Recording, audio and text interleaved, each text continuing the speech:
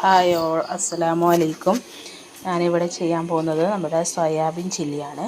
അതിന് വേണ്ടി സോയാബീൻ ഒന്ന് പതപ്പിച്ചെടുത്തിട്ട് അതിലേക്ക് ഉപ്പും മുളകും മഞ്ഞൾപ്പൊടിയും കോൺഫ്ലവർ പൊടി ഒക്കെ ഇട്ട് ഒന്ന് മാരിനേറ്റ് ചെയ്തിട്ട് ഒരു 1/4 മണിക്കൂർ വെച്ചതിന് ശേഷം എണ്ണയിലിട്ട് അത് നല്ലവണ്ണം മൊരിച്ചെടുക്കുക.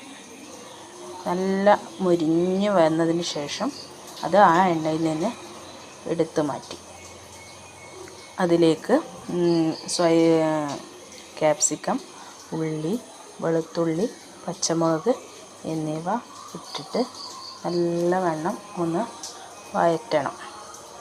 നന്നായിട്ടൊന്ന് വഴറ്റുമ്പോൾ കുറച്ച് ഉപ്പും കുറച്ച് ഗരം മസാലപ്പൊടിയും ഒക്കെ ഇട്ടിട്ട് നല്ലവണ്ണം വഴറ്റുക.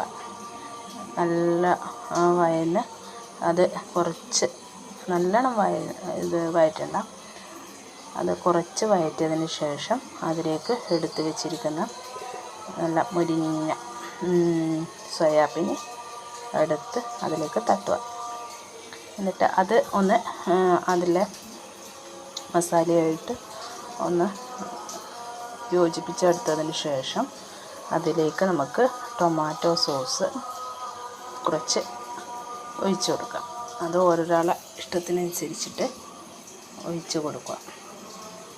അത് ഒഴിച്ച് കൊടുത്തതിന് ശേഷം നമുക്ക് ഒരു സ്പൂൺ കോൺഫ്ലവർ പൊടി കുറച്ച് വെള്ളത്തിൽ കലക്കിയത് അതിലേക്ക് ചൂടോടെ തന്നെ ഒഴിച്ച് കൊടുക്കാം. ഫ്ലെയിം നല്ല സ്പീഡിൽ വെച്ചിട്ട് ഒന്ന് ഒഴിച്ച് കൊടുക്കും. അതിനുശേഷം എല്ലാം ഒന്ന് ജോയിൻ്റ് ആക്കുക. അത് ആ മാവ്, അതായത് ആ കോൺഫ്ലവർ കുറച്ച് ഇതാവുന്നത് വരെ ഒന്ന് വഴറ്റിയെടുക്കണം. എടുത്തതിന് ശേഷം നമ്മുടെ സ്വാദിഷ്ടമായ സോയാബീൻ ചില്ലി റെഡി. എല്ലാവരും ഒന്ന് ഉണ്ടാക്കി നോക്കുക, അഭിപ്രായങ്ങൾ അറിയിക്കുക. ഓക്കെ, അസ്സലാമു അലൈക്കും.